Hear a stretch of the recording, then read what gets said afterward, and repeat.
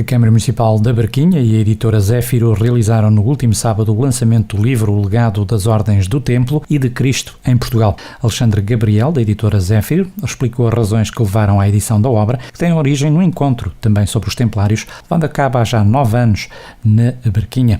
A apresentação decorreu no âmbito do encontro deste sábado, teve também como tema os Templários e onde intervieram depois António Carlos Carvalho, Risoleta Pinto Pedro e Pedro Martins, que abordaram alguns aspectos da obra literária de António Telmo, pensador e filósofo que ao seu tempo abordou também o templarismo. Coube ao Presidente da Câmara da Barquinha abrir a sessão, que decorreu no Centro Cultural da Vila.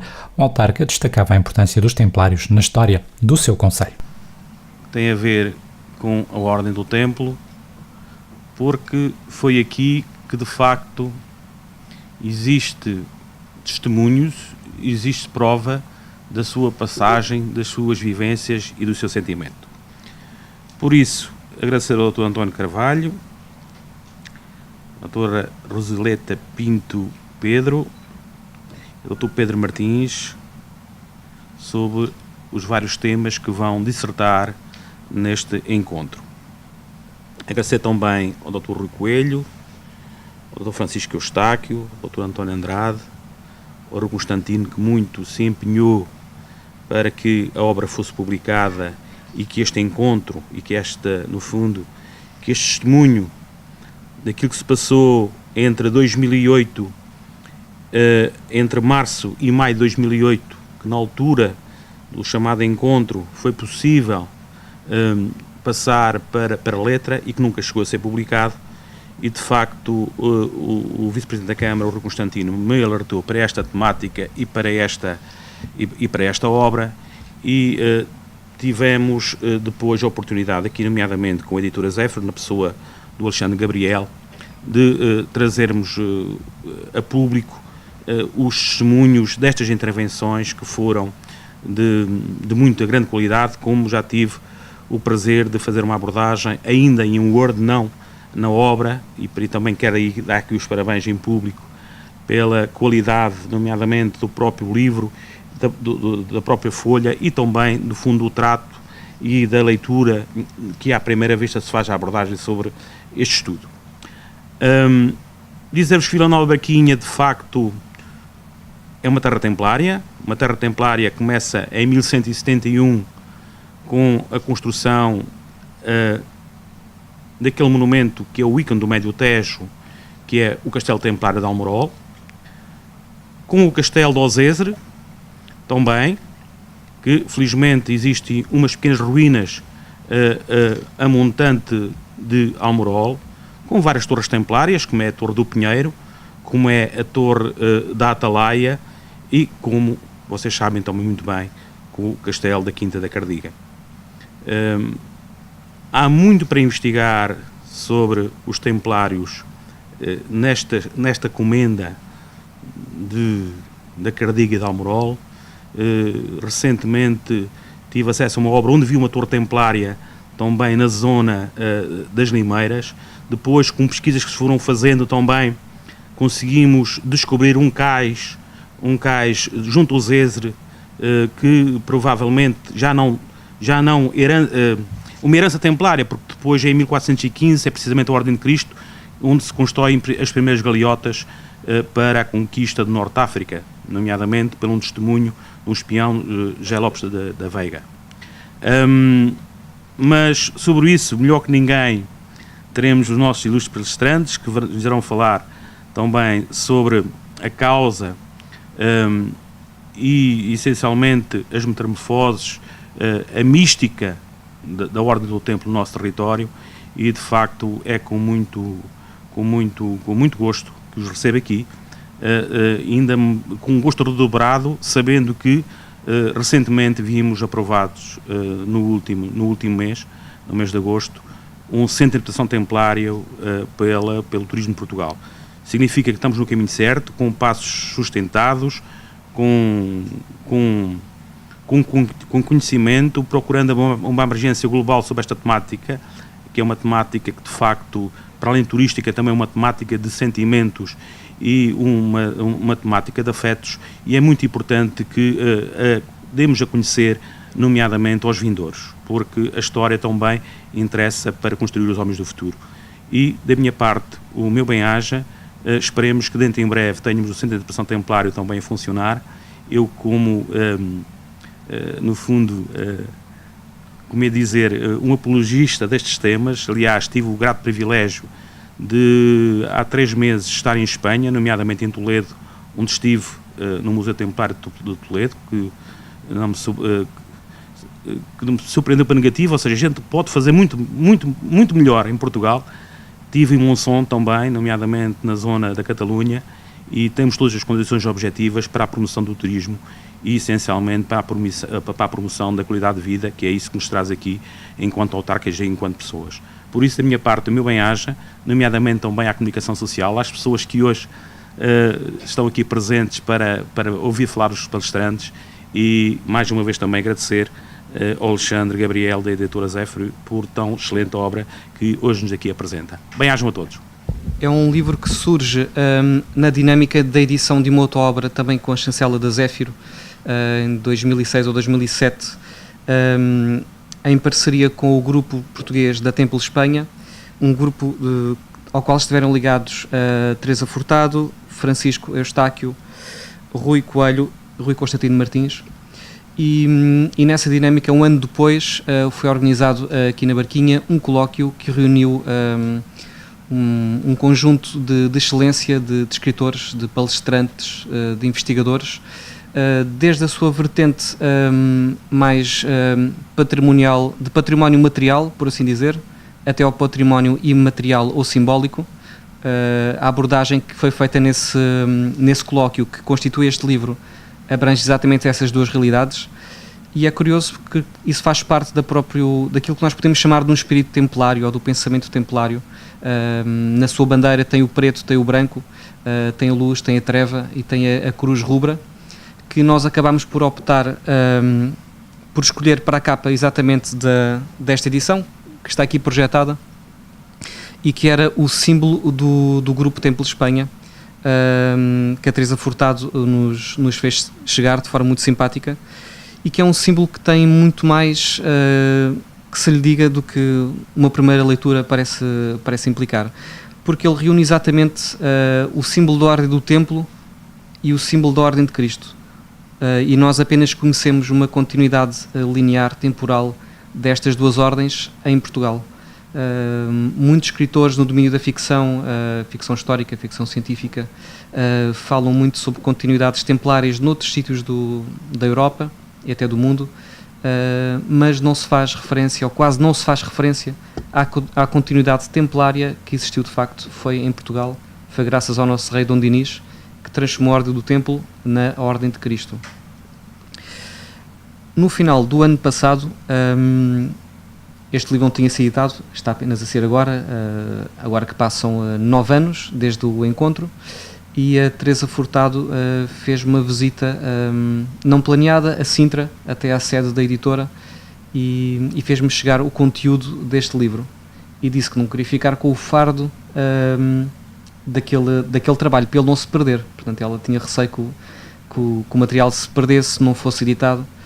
E automaticamente nós começamos a pensar de que forma é que nós vamos conseguir concretizar este projeto.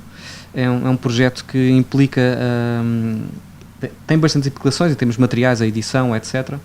E marcámos uma reunião aqui na Barquinha com o Sr. Presidente, com o Rui Constantino, e que nos deram desde a primeira hora todo o apoio para que este livro pudesse ser publicado. Sem eles nós não estávamos hoje aqui na apresentação deste livro. Também gostaria de lembrar a memória de 2 autores que neste espaço de 9 anos partiram deste mundo. O José Manuel Capelo, que é o autor do livro Portugal Templário, e que tem uma obra muito interessante no domínio da história dos mestres templários no nosso país, que também tem aqui um texto muito interessante neste livro sobre Castelo Branco como última capital templária, e que partiu cedo demais da nossa convivência.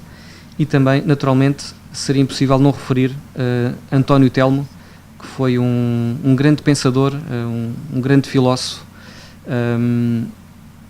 não muito conhecido como deveria ser, pela sua magnitude de pensamento, mas que felizmente hoje está a ser novamente reeditado, muito através do esforço do Pedro Martins, que está aqui presente, que falará daqui a pouco, da Risoleta Pinto Pedro e de António Carlos Carvalho. António Carlos Carvalho, que também é preciso relembrá-lo, foi graças a ele que a História Secreta viu a sua primeira edição nos anos 70. Portanto, teve um papel determinante na divulgação desse trabalho. Portanto, nós aqui estamos numa linha continuadora deste pensamento templário, desta história templária, e é sempre um prazer sermos assim recebidos de forma tão humana e tão calorosa como temos sido aqui sempre. E então passávamos já ao António Carlos Carvalho, o Horoscópio de Portugal e Espíritos Afins, das obras completas de António Telmo, que será o primeiro palestrante. Ainda fazer um curso no âmbito de uma coisa que foi assassinada em Portugal. Há muitas coisas que são assassinadas em Portugal. Uma delas era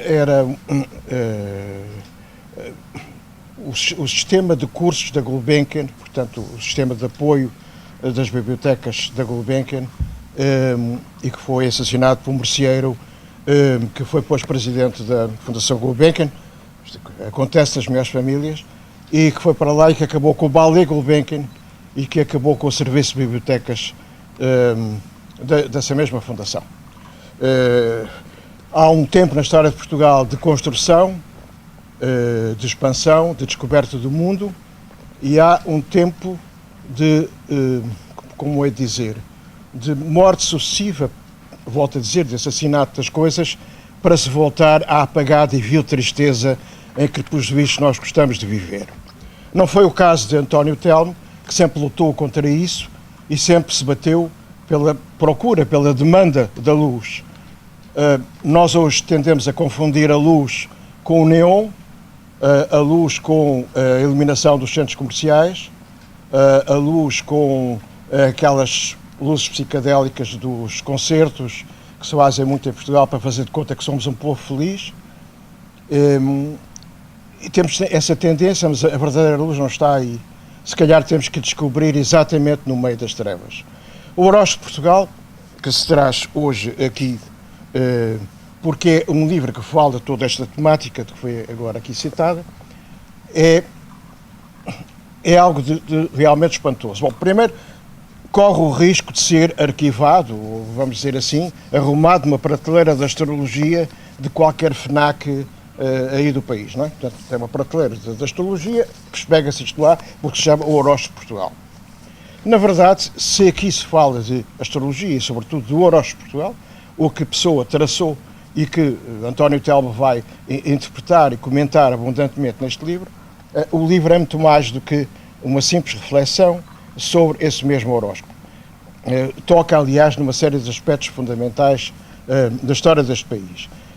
Este livro tem uma história em si mesmo. A história começa em 1976, quando o António Telmo me procura no sítio onde eu então trabalhava enquanto jornalista, coisa que fui durante toda a minha vida ativa, até ser considerado um inútil nacional, no Japão, aos tesouros nacionais vivos. Eu já não queria que me considerassem isso, mas que me considerem inútil, não, muito obrigado. Mas enquanto eu era aparentemente útil ao país e trabalhava como jornalista, o Telmo um dia apareceu-me, eu não o conhecia, e ele também não o conhecia, mas conhecia-me de nome, porque eu dirigia uma coleção numa editora chamada Vega. A coleção era a Janus, em que nós procurávamos, de facto, publicar alguns textos fundamentais sobre a nossa história e a história do mundo e o esoterismo e todas essas coisas que hoje deixam as pessoas muito agitadas ou repugnadas. E ele veio ter comigo e trouxe-me o manuscrito da História Secreta de Portugal.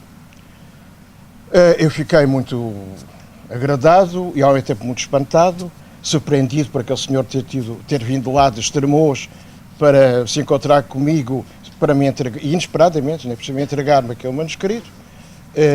Foi muito interessante porque nós tivemos uma conversa para aí de um quarto de hora, 20 minutos, no átrio lá da redação, e, em pé, e para nos conhecermos minimamente, e às tantas o Telmo diz-me assim: você é, ele não dizia você, desculpa, o António Carlos é do signo do caranguejo, não é? Eu sou, sim. Como é que descobriu? é que durante o tempo todo em que estamos aqui a falar tem andado de lado. O que é curioso, que é verdade, é uma coisa que eu faço, as coisas são como são. E ele fazia isso, tinha uma grande intuição em relação ao signo astrológico das pessoas com quem falava. Era um homem que sabia de facto muito sobre astrologia, que, como sabem, foi durante milhares de anos uma ciência tradicional importante, obviamente, como todas as ciências tradicionais. Depois passou a ser vista como uma coisa supersticiosa e, portanto, menor, irracional e que não deve ser considerada. E, enfim, depois as opiniões dividem-se. A verdade é que nós continuamos a nascer em função das fases da Lua. A verdade é que as ervinhas, os frutos, enfim, a Terra reage a essa mesma influência da Lua como da influência do Sol e assim por diante. Portanto, cuidado com essas apreciações rápidas em relação àquilo da influência do Sol sobre nós. Portanto, ele traz um livro, eu vivia nessa altura, trabalhava perto do Parque Eduardo VII, em Lisboa, mas vivia na parede, portanto fazia uma longa viagem de elétrico e depois de comboio, não sei o quê. E eu fui a ler aquele manuscrito, e na verdade até me tardíssimo, porque eu li aquilo tudo de uma assentada. E fiquei muito, como é que posso dizer, de uma grande exaltação, porque na verdade eu tinha nas mãos não só um inédito magnífico, como aquilo era uma espécie de um sonho para mim tornado realidade. Eu anos antes tinha traduzido o Mistério das Catedrais do Fulcanelli, tinha percebido que as catedrais eram mais do que simples monumentos de pedra, ou que simples monumentos religiosos, e pensei para mim mesmo que bom que era se alguém em Portugal fizesse o mesmo. Pegasse nas nossas catedrais, ou enfim, nos nossos monumentos antigos e os lesse como aquilo que são, como livros de pedra. E na verdade ele trazia-me a História Secreta de Portugal, que tem como ponto de partida exatamente, por um lado, o horóscopo, traçado pela Pessoa. Aliás, há uma grande afinidade entre o Fernando Pessoa e o Telmo. Eu não acredito em raças, a não ser que sejam em cães ou em cavalos. Nas pessoas, acho que não, mas acredito em linhagens. Há linhagens entre as pessoas que temos ou não temos, nos damos uns com os outros ou não damos, e há de facto uma linhagem evidente entre o Fernando Pessoa e o Telmo. Deve ser por isso que o dicionário do Fernando Pessoa não inclui o nome do António Telmo. Porque, atenção, a última palavra dos Lusíadas é a inveja, e a inveja é um dos motores deste país. Um é o euro, o outro é a inveja, não é? São os grandes motores que fazem mover este país. E na verdade, o nome do Telmo não consta. Mas quem quiser conhecer o Pessoa tem que passar obrigatoriamente pelo Telmo. E o contrário, de certo modo, também é verdadeiro. Bem, o livro, portanto, que estava ali era o tal sonho tornado realidade.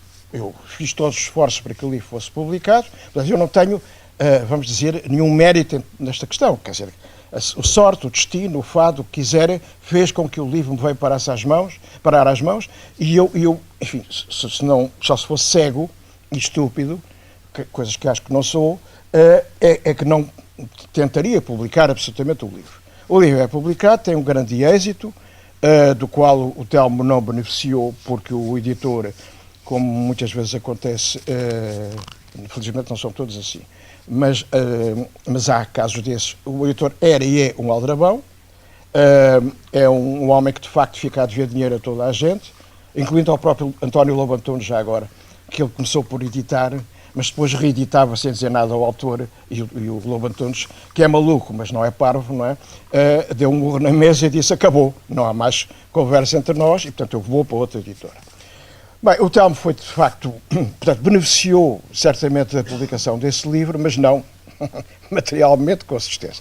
E o livro tem vindo a foi reeditado durante uns anos, e agora felizmente está nesta coleção das obras completas do António Telmo, tratado de outra maneira, de uma maneira mais decente, mas isto passa-se em 77 a publicação. E o Telmo sentiu a necessidade, 20 anos depois, de retomar essa obra, que ele até nem considerava muito, como sabemos hoje por outros textos dele, mas na verdade ele achou que faltava qualquer coisa e que se podia fazer mais. E então ele vai escrever o Horóscopo de Portugal, que tem 50 páginas a anteceder o texto da História Secreta de Portugal, em que ele tenta dizer aquilo que não disse no outro livro. Portanto, vamos dizer que é uma espécie de reedição da história secreta de Portugal, mas, na verdade, com preciosas 50 páginas de introdução e de aprofundamento daquilo que já estava naquele volume. Bom, estão a perceber ou isto é muito complicado? Bem. E o Telmo diz, tudo está aí no horóscopo Portugal. Assim haja quem o veja. E este é outro dos problemas nacionais. É que nós somos cegos. Aliás, a Liga de Cegos Luís Braille devia ter muito mais sócios do que tem hoje. E aquelas bengalinhas que havia antigamente, lembram-se que eram vermelhas e brancas, com que as pessoas andavam na rua, coitadas, quando eram cegas. Mas, na verdade, isto é um país de cegos. Não vemos as nossas coisas. Normalmente tem que ser um estrangeiro que vem, obviamente, de fora, que vai dizer, olha que belo monumento que vocês têm aqui. Que engraçado. Nunca tinha reparado. O caso dos Jerónimos é flagrante. Toda a gente conhece os Jerónimos porque já foi lá um casamento, ou um batizado, ou coisa assim. Provavelmente nunca parou diante de coisas extraordinárias que os Jerónimos têm. Aliás, todo o monumento é absolutamente singular, único, não há mais nada assim, nem sequer em Portugal, quanto mais no mundo, e é todo ele um livro de pedra à espera de ser lido, de ser decifrado. O Telmo diz também, os boitacas, já vamos a isto, deixaram escrito na pedra a transcendente mensagem, uma oração de pedra. Boitaca é o nome de um dos mestres pedreiros que trabalhou exatamente, ou que trabalharam exatamente, nos Jerónimos, como aliás na Batalha também. E é só que ele pega aqui no nome Boitaca e faz dele uma espécie de nome coletivo, como depois fará com o Bandarra, nome coletivo, e nome coletivo dos mestres pedreiros que trabalharam realmente naquela joia absolutamente extraordinária que é os Jerónimos. Hoje só visitado praticamente por turistas, ou quem vai lá à missa, mas a igreja é a parte menos interessante de todos os Jerónimos, enfim. Bom, eu não vou entrar em pormenores, quero chamar a atenção para o seguinte. Os Jerónimos podem e devem ser lidos com a ajuda de dois guias. Um é a História Secreta de Portugal, como digo, aqui contida neste Horóscopo Portugal, com mais aprofundamentos. O outro é, obviamente, a mensagem, mais uma vez a ligação entre o Telmo e o Fernando Pessoa. Garanto-vos que a experiência é extraordinária. Pegar nos dois livros, passar uma tarde, não em Itapuã, como dizia o Vinícius, mas dentro dos Jerónimos, quando não estão lá aqueles turistas todos a tirar selfies, porque eles não tiram fotografias ao monumento, tiram fotografias a eles próprios, com o monumento em fundo, é a nova moda. Vejam como o meu umbigo é grande, vejam como o meu umbigo é do tamanho das pirâmides do Egito, não é? Portanto, cá estou eu e a porcaria do monumento lá atrás para estragar a paisagem, não é? Bom, portanto, esta é a nova moda de ver coisas e de viajar, percebem? O eu é importantíssimo. Depois acaba no cemitério e as pirâmides permanecem, não é? Mas isso, e os Jerónimos também, isso é outra questão. Portanto, estes dois livros servem de guia e a experiência é única. Ficar lá uma tarde com os dois livros, ler aquilo pacientemente e ir olhando para as pedras à nossa volta. O que lá está escrito é extraordinário, mas para isso é preciso saber ver e não apenas olhar, nem apenas fotografar. É preciso saber ver. Os olhos têm que estar bem abertos. Os olhos têm que ser instruídos, educados para verem realmente o que lá está. Aquilo é uma linguagem. Nós temos que aprender a ler essa mesma linguagem. Esse mesmo abecedário, digamos assim, que as pedras transmitem. E que foi lá posto por quem sabia. Os tais boitacas. Portanto, os tais mestres pedreiros, que não estavam pura e simplesmente a cumprir o caderno de encargos, digamos assim, daquela obra. Estavam a escrever na pedra coisas que ficaram até aos dias de hoje, que estão para durar. E eu gosto sempre de lembrar outra coisa que também está em Lisboa, que é o Aqueduto das Águas Livres, que apesar de ter sido construído sob uma falha sísmica, espantemo-nos, não é? Aguentou o terremoto de 1755 e continua. Portanto, aquela gente construía para a eternidade. É o contrário dos dias de hoje, não é? Bom, E o que faz lembrar esta ideia de que a construção é feita com as nossas mãos, a construção não é um trabalho do computador, a construção não é uma coisa de design gráfico, a construção é obra das nossas mãos. Para isso é que temos mãos. Não é, as mãos não existem para escrever no computador. As mãos existem para construir, para criar um mundo melhor do que aquilo que nós encontramos. Mais belo, mais justo, mais perfeito.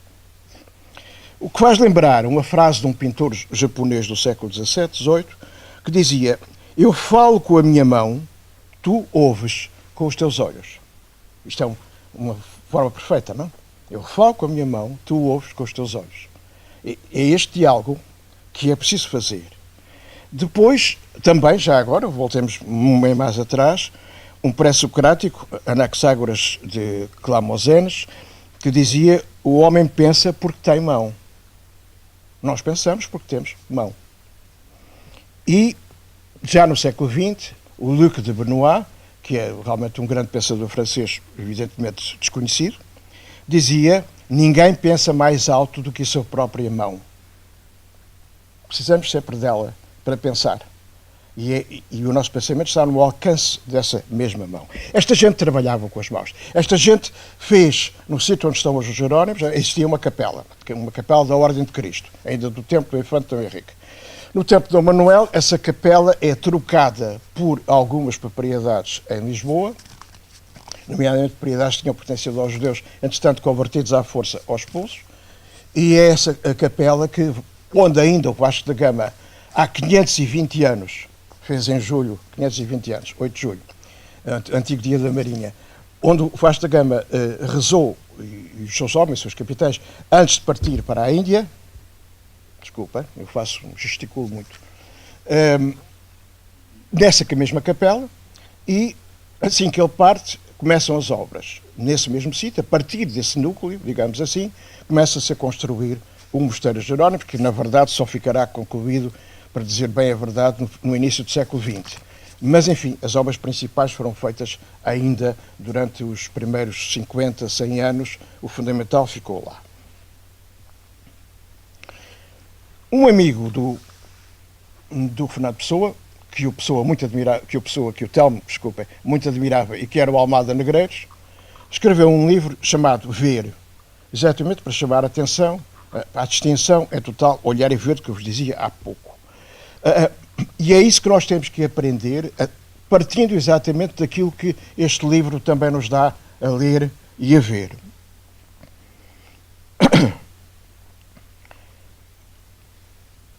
E o que é o quê? É uma meditação sobre o destino de Portugal, o que é realmente este país e este povo. Nós hoje gostamos de repetir que Portugal é uma marca, que é uma coisa que me deixa completamente arrepiado e com os poucos cabelos que me restam em pé.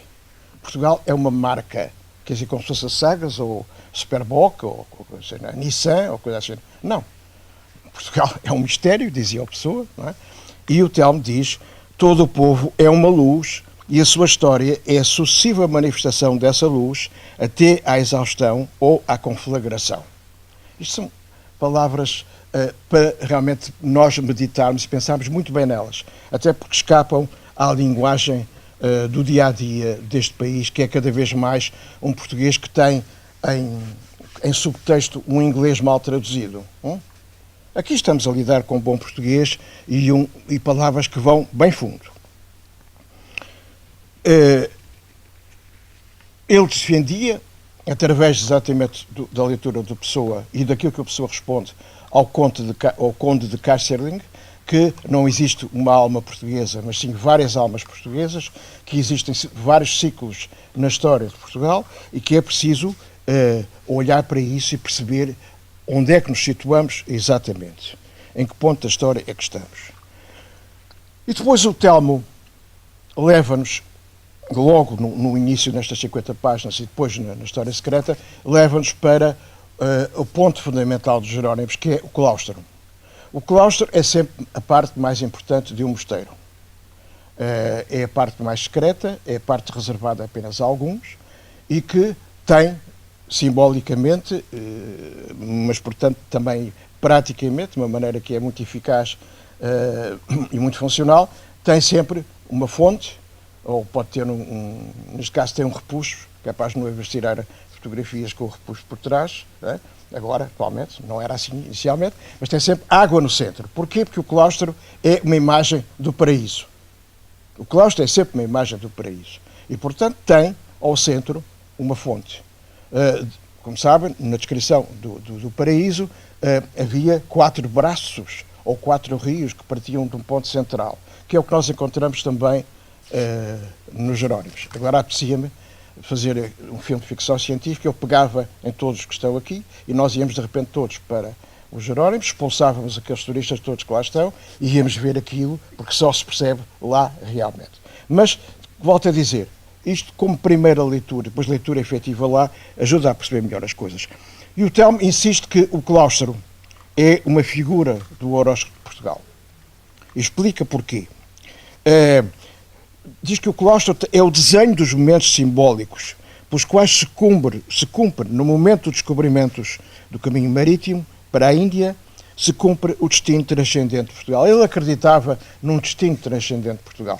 Por isso é que ficou muito zangado e incomodado, como eu próprio fiquei, quando, no final dos anos 80, escolheram os Jerónimos como um cenário, um simples cenário, como se não fosse mais do que isso, um cenário, para a assinatura do Pacto de Adesão depois à futura União Europeia.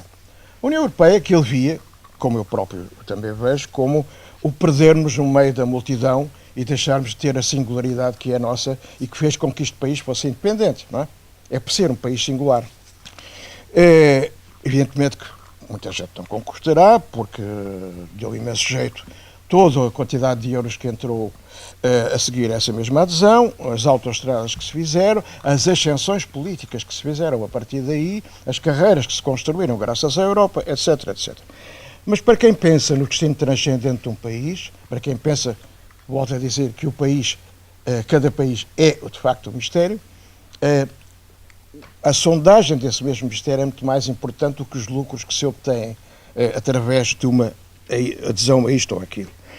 E depois o Telmo chama a atenção também para que há no próprio claustro o símbolo em carro de Deus, o que aparece nas visões de Ezequiel. A visão de Ezequiel, que é o carro de Deus, o carro em que Deus aparece com as figuras aladas, os vários animais, etc. Visão de Ezequiel. Não está nas revistas da moda, mas é encontrado numa tradução razoável, mais ou menos, em qualquer Bíblia que temos lá em casa, mas que normalmente não abrimos e não lemos, ou se lemos não percebemos nada. O claustro traz-nos a memória da viagem, porque na verdade viajar é preciso, não é? Ou navegar é preciso, como quiserem, viver não é preciso. A viagem é uma outra maneira de viver. É o horóscopo do destino de Portugal, que também lá está. É a imagem arquitetónica do carro divino, como vos dizia. Tudo está lá, através de um percurso que ele vai delinear no livro, partindo de oeste para norte, e depois para leste, e depois para sul, porque sul é o caminho das naus da iniciação, como depois se diz, como antes dizia na mensagem. Também os portais de Manuelino estão todos virados para sul. Sul é o caminho. É para sul que temos que ir. Aliás, foi o que nós fizemos hoje. Eu e o Pedro viemos para ele foi do sul para o litoral oeste e do litoral oeste para aqui também. E depois demos a volta até a esquipa. Mas fizemos esse caminho. Bom, e o livro termina com uma chamada de atenção para a Divina Comédia. Para a Divina Comédia e, portanto, para o Dante e para a Beatriz. Por trás de tudo aquilo que o Telmo escreve neste livro, há um outro texto fundamental, que é o Esoterismo de Dante, publicado pelo René Guénon. Isto são referências para os vossos estudos posteriores, evidentemente.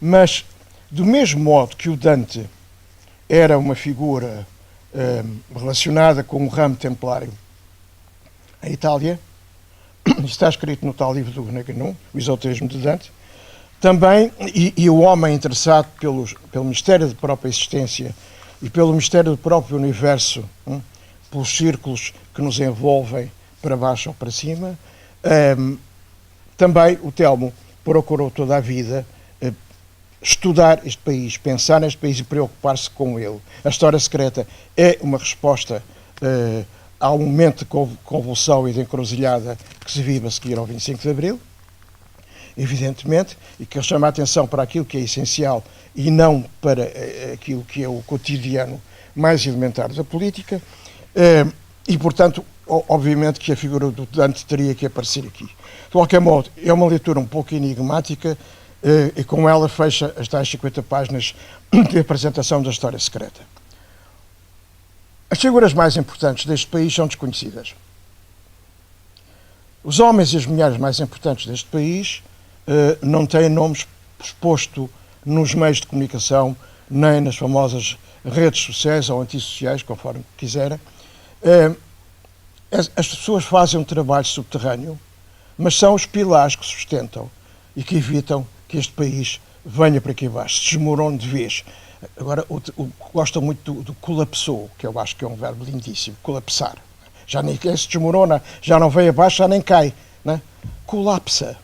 É muito mais americano, portanto é muito mais percebem? Bom, mas o que se quer dizer, evidentemente, é que este país, que está numa fase fundamental outra vez da sua vida, veja o que é que foi este verão, o que é que foi este verão verdadeiramente quente, depois do outro quente de 75, não é? Quente desta maneira, veja o que é que isto pode significar, depois liguem com coisas enigmáticas, agora não sou eu a dizer, o Andor que caiu, aquele Andor que está no Guinness, que é o maior de todos, caiu antes de começar a procissão, a árvore que caiu veio para ali abaixo antes de começar a procissão na Madeira, o raio que caiu em cima de uma romaria agora há poucos dias. Portanto, estão-se a passar coisas curiosas, no mínimo, interessantes, no mínimo, neste país. Convém estarmos atentos. E ia convidar agora a doutora Rosaleta Pinto Pedro para a sua intervenção, a metamorfose do quadrado, segundo António Telmo. Eu também estive aqui há muitos anos e não me lembrava como esta terra era bonita, é uma terra de facto muito bela, foi assim, fiquei deslumbrada ao chegar. Claro que as terras ao pé da água têm sempre um encanto especial, mas depois há umas que sabem aproveitar esse encanto e outras não. Como disse o António Carlos Carvalho, é uma questão de saber olhar e ver e construir. E parece que esta equipa que está à frente desta idilidade tem essa dinâmica, essa percepção, essa inteligência e essa vontade, e por isso eu quero dar os parabéns pelo trabalho que têm desenvolvido e também pela coragem em apoiar, desenvolver e apresentar temas que ainda não são totalmente bem vistos. Estamos a caminho disso, para lá caminhamos também com este esforço e com esta vontade. Então, eu vou falar sobre... e também há Zéfiro, não é? Porque realmente é preciso muita coragem da parte de uma editora para se dedicar à publicação destas obras que são absolutamente preciosas, mas nós sabemos que nem sempre as pedras preciosas são visíveis, só mesmo para olhos que sabem olhar. Então, sobre a metamorfose e transfiguração do quadrado em António Telmo, ou segundo António Telmo, é claro que eu não vou mencionar de uma forma óbvia a cruz templária e a cruz de Cristo que ali estão, mas estão sempre latentes aqui, por trás daquilo que eu vou dizer. Tal como o trevo, o trevo de 4 folhas, ou quadrevo, como lhe chama o António Telmo. Portanto, a base é sempre o símbolo geométrico. Então, vamos lá.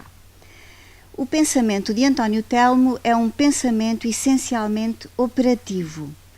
Como tal, apesar da por vezes alta abstração de certos temas, como por exemplo o Teorema de Pitágoras ou o conceito de analogia, e eu confesso que a primeira vez que eu li o texto do António Telmo sobre o conceito de analogia não percebi nada, mas mesmo nada.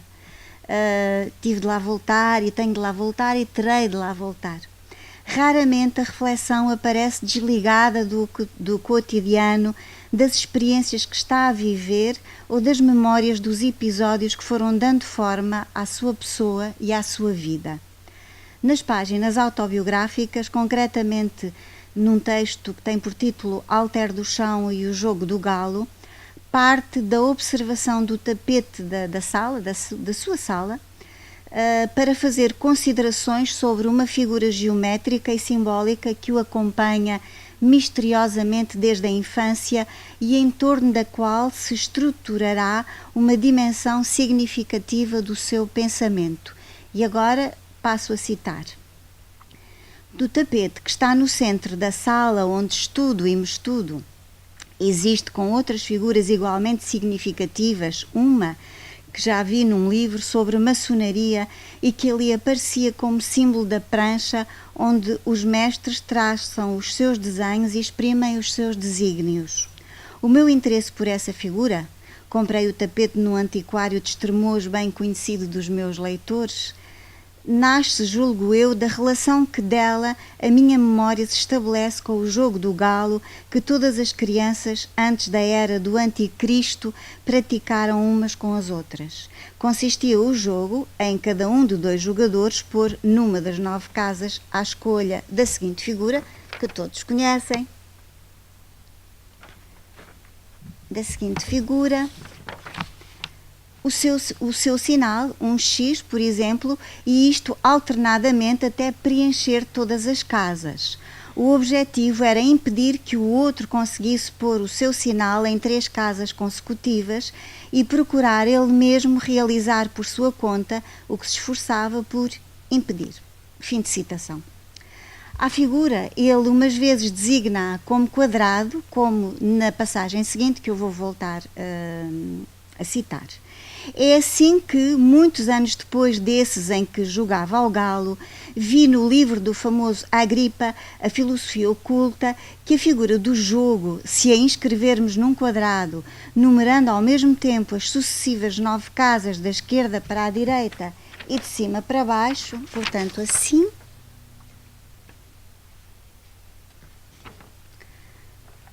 ficaremos perante o prodígio de um quadrado mágico, porquanto, somando os números sucessivos no sentido das 2 cruzes nele combinadas, portanto, esta cruz e esta cruz horizontal, obteremos, oblíquo, aliás, obteremos sempre o número 15, como temos aqui. Portanto, ainda estou a citar. Ficaremos perante o prodígio de um quadrado mágico. Vou passar à frente. Podem-se ligar os 15 até figurar um pé de galo. Ou então, e passo a citar um outro texto do António Telmo.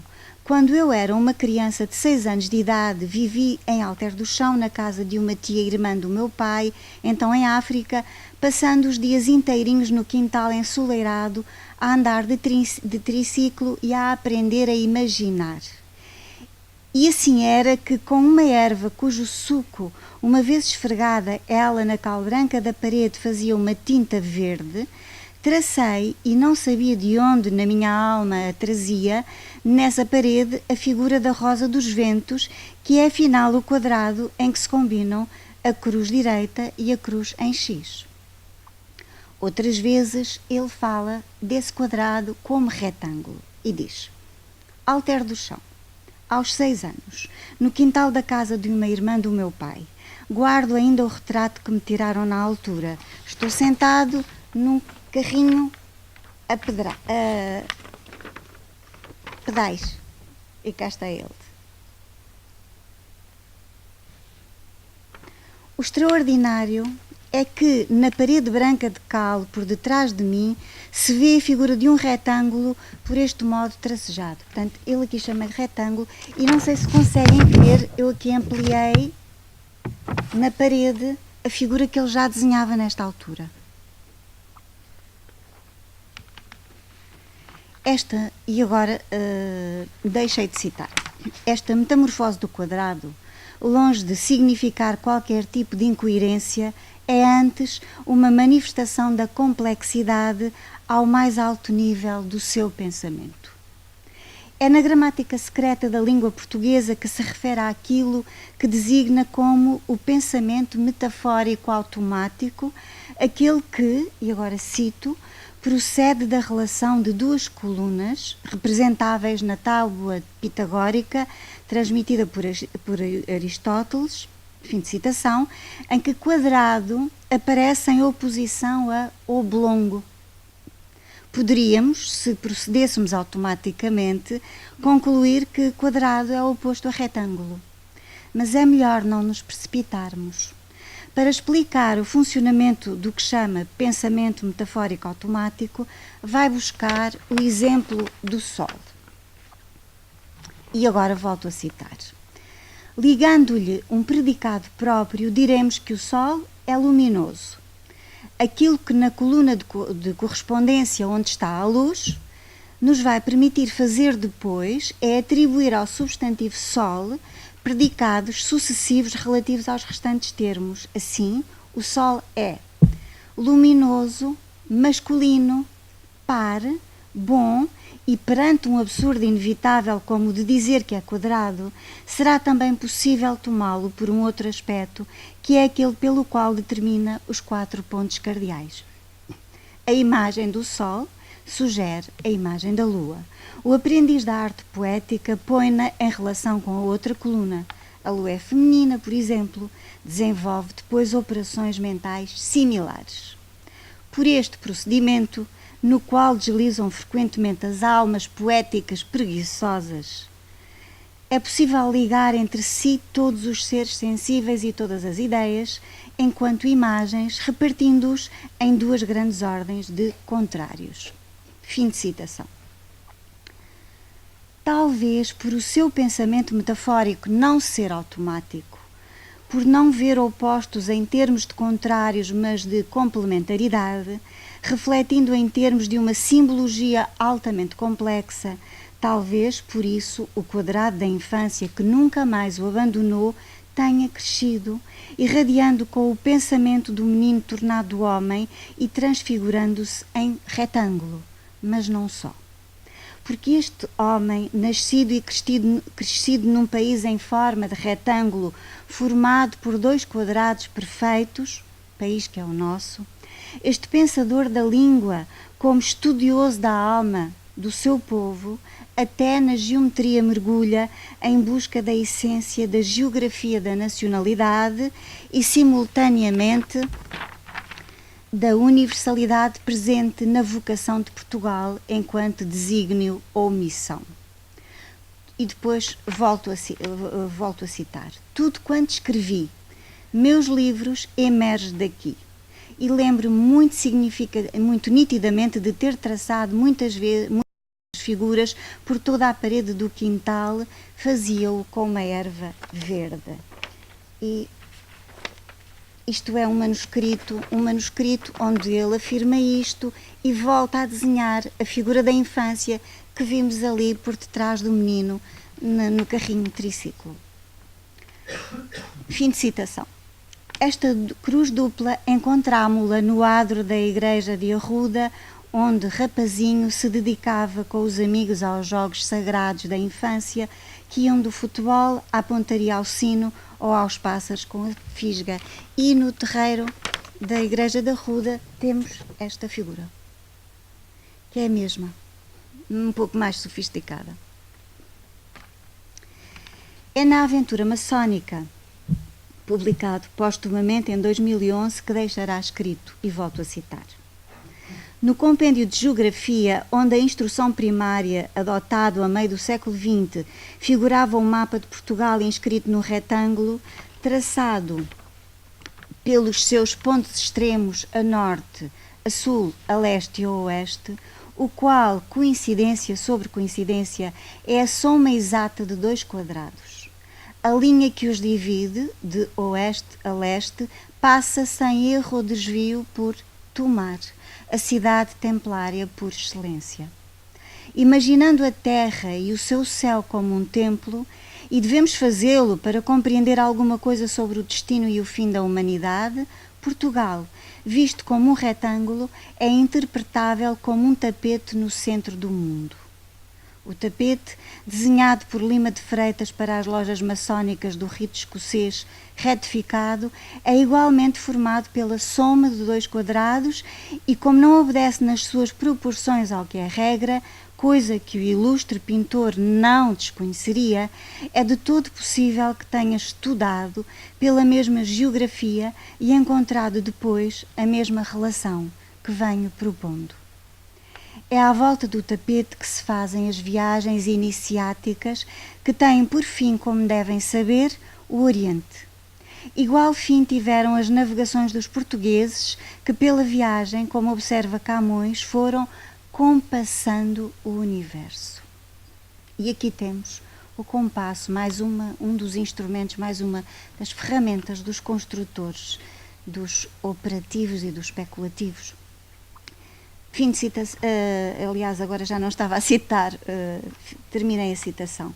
Nesta viagem de António Telmo à volta do quadrado e do retângulo grávido de quadrados em que não se divide, mas multiplica, não é só no ensaio que o quadrado e o retângulo emergem, também na ficção. Em um conto exemplar, onde ficciona em torno do retrato de pessoa feito por Almada, diz o seguinte na descrição da figura e enquadramento do poeta.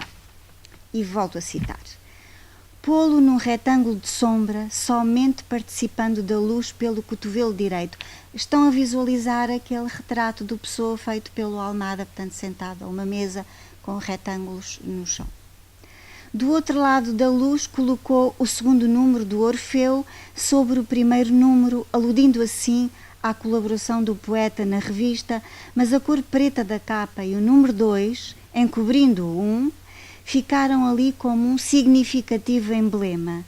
Essa mesma luz, batendo-lhe nos pés, só nos pés, projetava um rasto de sombra que escurecia os quadrados maçónicos. E, para nada deixar por dizer, quebrou a pedra da mesa e fez passar a linha longitudinal da fratura pelo ângulo direito do papel. Fim de citação. Temos aqui o quadrado associado ao piso do templo maçónico, o retângulo associado à sombra, porque corresponde ao 2, a dualidade, o mesmo número que corresponde à edição da revista. A própria luz vai criar sombra sobre os quadrados. É quase impossível resistir à tentação destas correspondências simbólicas, ainda que ele pudesse, se as lesse, acusar-nos de automatismo de pensamento. Mas o 2 não é apenas a dualidade. Aliás, na tábua pitagórica está do lado do ilimitado e do complexo, tal como a lua. Por isso não surpreende o que António Telmo afirma sobre o Barzakh, ou, e volto a citar, a palavra pela qual Ibn Arabi e demais sufis do mundo muçulmano significam o entre dois, o mundo intermediário entre dois mundos que, sem ele a harmonizá-los, se excluem. Assim, a linha divisória que passa por Tomar divide e une o sul do país ao norte do país. Todavia, o melhor exemplo é o que nos dá o próprio Ibn Arabi, o da linha que ao mesmo tempo separa e une a sombra de um corpo da luz que a projeta. Não se pode dizer dela que é luz ou que é sombra, como que existe por um prestígio da nossa imaginação, mas não é uma linha imaginária. Fim de citação. Estamos a ponto de começar a compreender que não é aleatória a designação da aparentemente mesma figura, ora como quadrado, ora como retângulo. Trata-se, afinal, de uma razão iniciática. Ele poderia chamar-lhe também poética, vai dar ao mesmo. Volto a citar. Sayed Haidar vivia então na zona oriental de Bagdade, no bairro da Ras al-Jar, peço desculpa, não sei ler estes nomes, em frente de uma escola de teologia, a Madrasa Moghitiya. Estava ali uma noite contemplando o céu na direção do nordeste. Vê então nesta região do céu uma figura na forma de um quadrado com 14 círculos que lhe eram tangentes, quer no interior, quer no exterior do perímetro. Fim de citação. O quadrado começa a tornar-se cada vez mais complexo na razão do pensamento, essa ferramenta de criação. Continua a citação. Numa segunda visão, estando Sayyid Haidar em Khorasan, contemplava a mesma região do céu, formou-se nela uma figura retangular perfeita, 10x4, figura em lápis lazuli, que tinha inscritos a ouro os nomes Allah, Muhammad, Ali. Ali é o nome do primeiro imã, aquele que abre o ciclo da iniciação. Fim de citação. E cá estamos. Também no céu dos milagres, os quadrados se transfiguram em retângulos, como tapetes mágicos ou territórios mentais de um país chamado Portugal, dividido ou unido por uma linha ou barzak, o mundo intermediário que harmoniza mundos e que passa sem erro ou desvio por tomar a cidade templária por excelência. Ele não o sabia quando era criança e desenhava aquela figura, mas ele já o sabia, porque tal como os seus livros sabem mais do que ele, como ele diz, os meus livros sabem mais do que eu, também Telmo sabe mais do que Telmo. Natan saberá mais do que Tomé, ou será o oposto? Ou terão também Tomé e Natan? Portanto, Tomé Natanael é uma figura criada por António Telmo, segundo, e agora citando Pedro Martins, dissociação dialogal do alter ego ou do Maguide télmico Tomé Natanael. Esta figura ele inclui-a quer nos ensaios, quer na ficção. Umas vezes quer convencer-nos que é ficção, outras vezes arranja todos os estratagemas para nos convencer de que ele de facto existe. Está constantemente a tirar-nos o tapete debaixo dos pés. Volto a citar. Tive notícia destas duas visões há apenas alguns meses, ao ler o terceiro volume dos 4 de Henri Corbin, que compõe o livro No Islão dos Persas. Ela trouxe-me alegria e espanto. Porquê? É que 10 anos atrás, não sei porque mereci uma visão semelhante, eu que não sou islamita, mas apenas um filósofo de raiz cristã, um filósofo da filosofia portuguesa, mais preocupado com o pensamento de Leonardo de Coimbra, de Álvaro Ribeiro e de José Marinho, e completamente ignorante então do xiismo e dos seus 12 imãs. Nessa noite tive uma dupla visão que, como a de Sayyid Haidar, não foi em sonho. Do lado do Oriente formou-se na minha frente, 3 metros acima da linha horizontal do olhar, uma figura retangular, perfeita, dividida em 12 quadrados dispostos em 3 filas, e em cada um deles, coisa espantosa, um rosto impressionante de árabe ou de persa, penso eu agora, com a cabeça envolvida por um turbante. Eram 12 figuras veneráveis. A minha vista fixava-se na que aparecia no quadrado superior direito, mas via-os todos. Eram o mesmo, mas contudo diferentes. Eram diferentes, contudo o mesmo. Emanava daqueles rostos uma força que não era muscular, mas a da vida indescritível do espírito. O seu tamanho era 3 vezes maior do que a de um rosto normal. Fim de citação. O retângulo, que começou por se dividir em 2 quadrados na terra, multiplicou-se em quadrados no céu, assim como em baixo, assim em cima. Assim como fora, assim dentro. Ainda agora passei pelo convento de Tomar e aquele rosto que conhecem muito bem da janela do capítulo tem depois o seu duplo na parte de trás e vai ter ainda um triplo numa outra parte do convento, mais escondida. Assim como em baixo, assim em cima, mas muito mais complexo em cima, porque afinal os quadrados são sóis. Rostos solares a dar razão à tabela de Aristóteles até ao absurdo.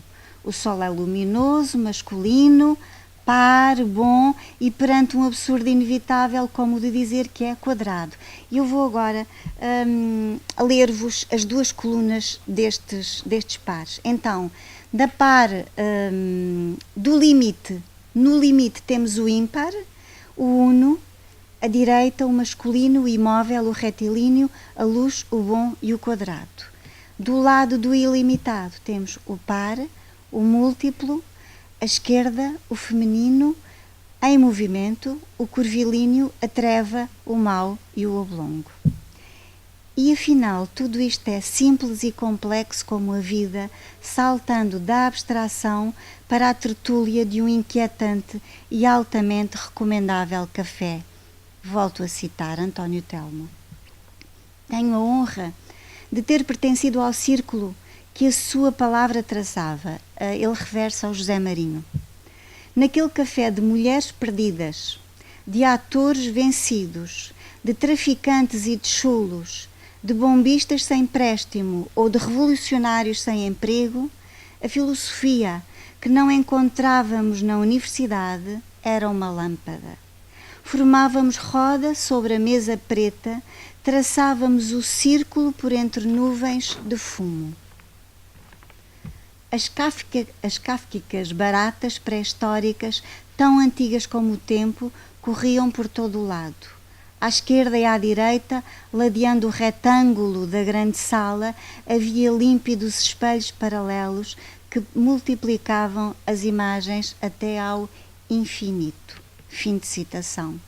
E concluo. Numa sala retangular, a tertúlia da filosofia portuguesa forma um círculo de luz desenhado a fumo e pensamento e cria infinitos em torno de uma mesa quadrada, ou seria redonda, como uma certa távola à volta da qual se reuniram outros cavaleiros. E passávamos para o terceiro palestrante, o Dr. Pedro Martins, António Telmo e o templarismo. E 9 anos depois, estou aqui para lembrar, para evocar António Telmo e para revisitar esta terra e os amigos desta terra. É uma relação curiosa e surpreendente entre o 8 de 2008 e os 9 anos que passaram. Esta relação entre o 8 e o 9 é, no fundo, aquela que a Risoleta agora há pouco aqui mencionou, do centro, que é o 9, para a periferia, através de 8 intermediações. E o António Telmo, na Gramática Secreta da Língua Portuguesa, lembra precisamente que a filosofia é o pensamento dos intermediários. A filosofia tal como ele a entende, como filosofia operativa. E, no fundo, o estudo do esoterismo é isso, é o estudo dos intermediários entre o mundo e o homem, e o Deus infinito e inefável, o princípio supremo.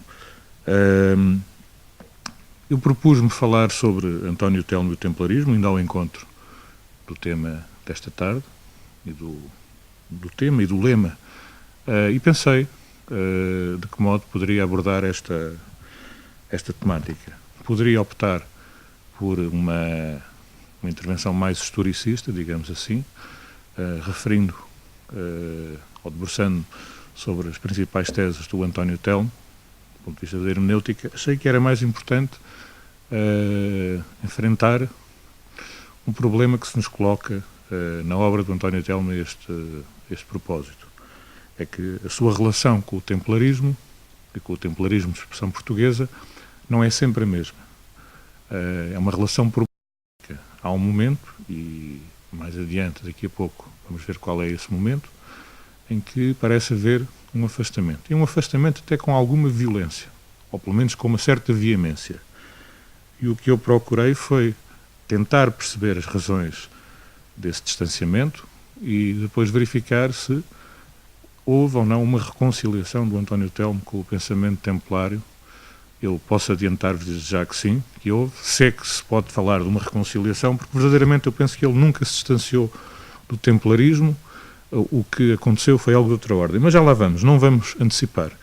O primeiro aspecto que queria aqui focar, e de alguma forma já foi aflorado quer pelo Alexandre Gabriel, quer pelo seu presidente, quer pelo António Castro Carvalho, é a singularidade do nosso caso, o caso português no contexto templário. Não é? É uma singularidade original, ou uma singular originalidade, porque vai à origem. E o António Telmo assinala de uma forma muito precisa essa realidade. Num livro que só foi editado postumamente, é uma recolha de disperso inédito. Aliás, foi o primeiro volume das obras completas de António Telmo, que demos o nome de A Terra Prometida, a partir de um dos textos desse livro.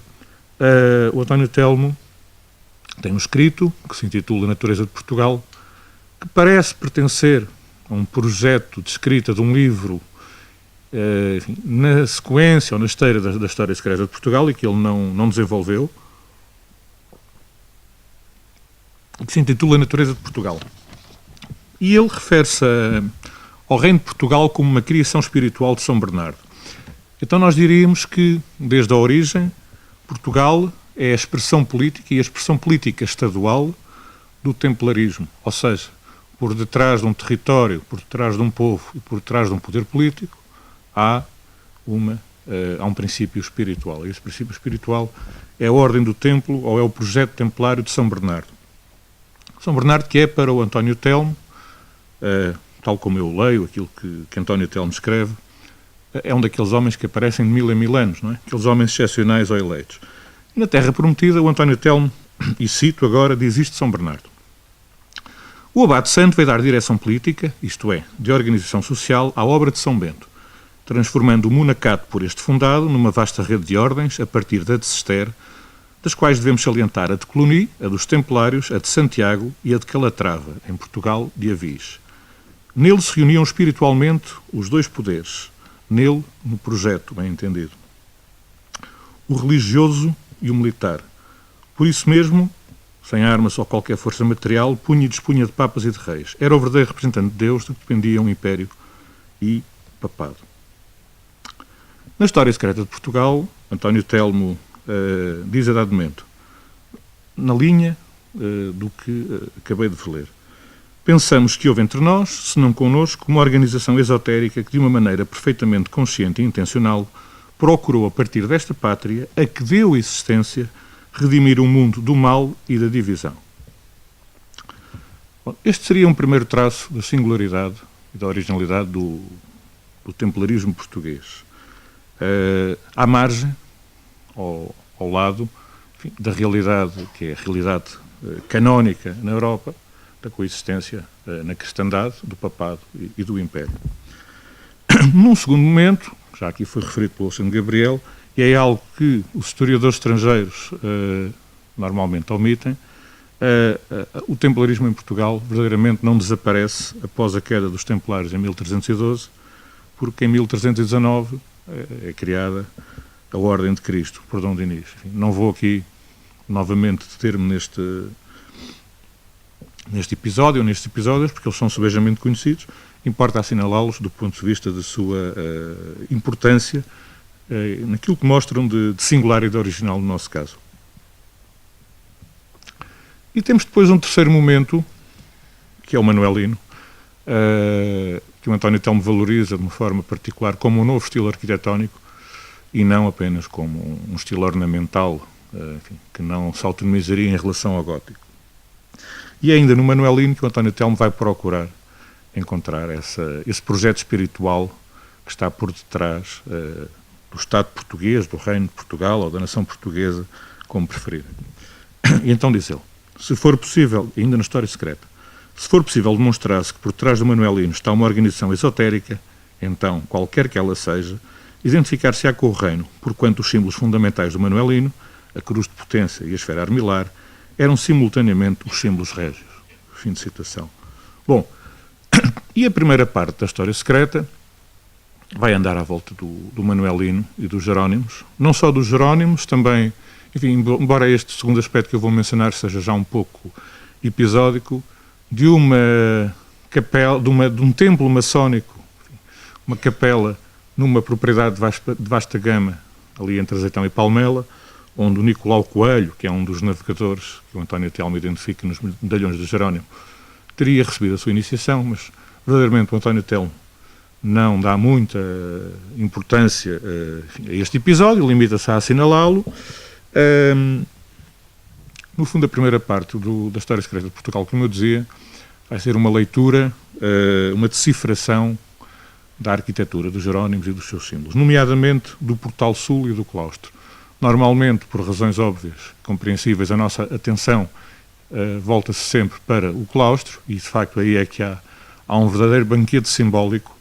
Mas, antes disso, o António Telmo, en passant, como se diz no xadrez, não deixa de assinalar no Portal Sul a presença, ou a representação simbólica, de Metatron e de Shekinah, que são os dois intermediários celestes da Cabala, correspondem às esferas Tiferet e Malkut. Noutra ordem de leitura possível, na correspondência ou na transposição para o cristianismo, a Cristo e a Maria, à Virgem, e desde já aqui importa assinalar, tendo em conta aquilo que eu vou dizer depois, que António Telmo lança mão da Cabala hebraica, para decifrar um templo cristão. Aliás, depois ao passarmos para o claustro, um dos símbolos que encontramos num dos 20 medalhões é precisamente uma árvore de 3 raízes e 7 ramos.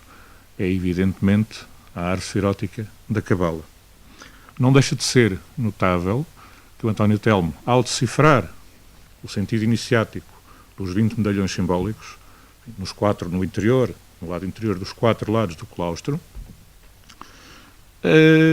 lance mão sobretudo de 2 tradições que não são a tradição cristã, que é a tradição hebraica e a tradição hindu.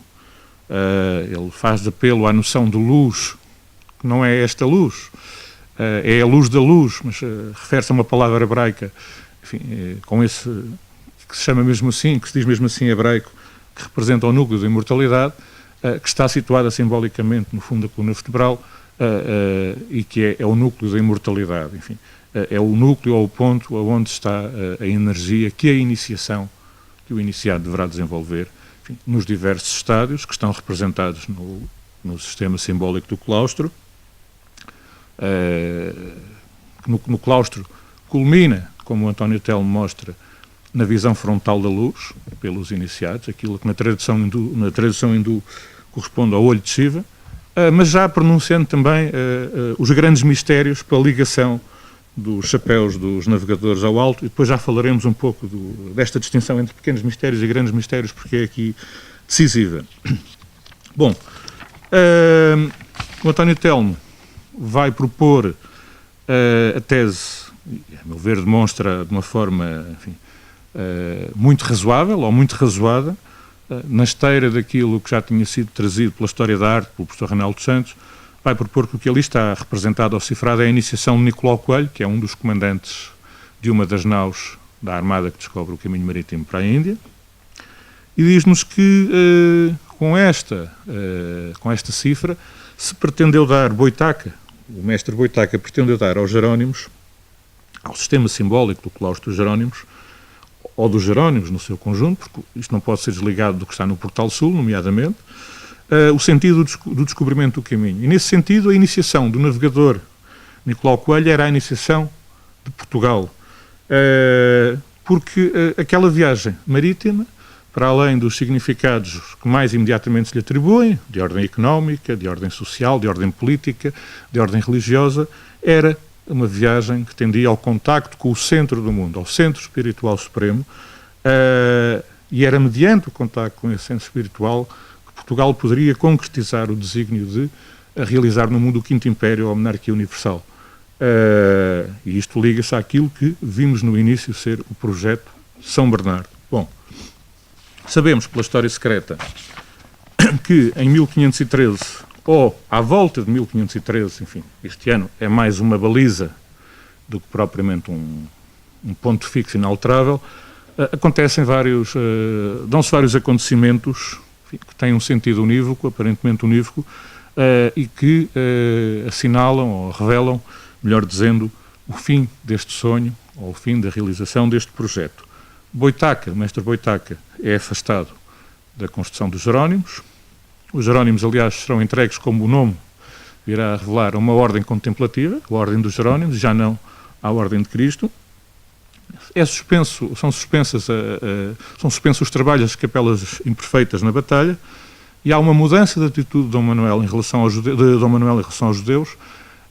Os judeus já tinham sido obrigados ou forçados à conversão no final do século XV, mas Dom Manuel tinha, de uma forma habilidosa, ou até sábia, tinha instituído uma proibição de devassas durante décadas que assegurava aos judeus alguma paz, e isso irá paulatinamente mudar. E esta data marca, segundo António Telmo, o fim do primeiro ciclo da história secreta de Portugal, que ele divide em 3 partes. E é essa divisão que agora nos vai interessar. Para António Telmo, há 3 ciclos no desenvolvimento histórico de Portugal: o ciclo dos reis, que podemos situar a partir do que ele depois nos diz mais tarde no horóscopo, em 1096, na fundação do Condado Portucalense, e que vai sensivelmente até 1513, ou seja, até este ano em que as atitudes de Dom Manuel apontam já num sentido diferente daquele que era o da realização do Quinto Império. Depois, um segundo ciclo, que se inicia aí, que se consolida sobretudo a partir do reinado de Dom João III, um rei que tem tanto de piedoso como de sinistro, e que vai durar até ao Marquês de Pombal, quando, com o Marquês de Pombal, a Igreja Católica perde o poder a favor da maçonaria. É aquilo que o António Telmo chama o ciclo do clero. Depois, um terceiro ciclo, que se inicia precisamente com o Marquês de Pombal, e que vai durar até 1910, que é o ciclo do povo. E depois, por fim, a partir de 1910, António Telmo já não fala propriamente num ciclo, mas num período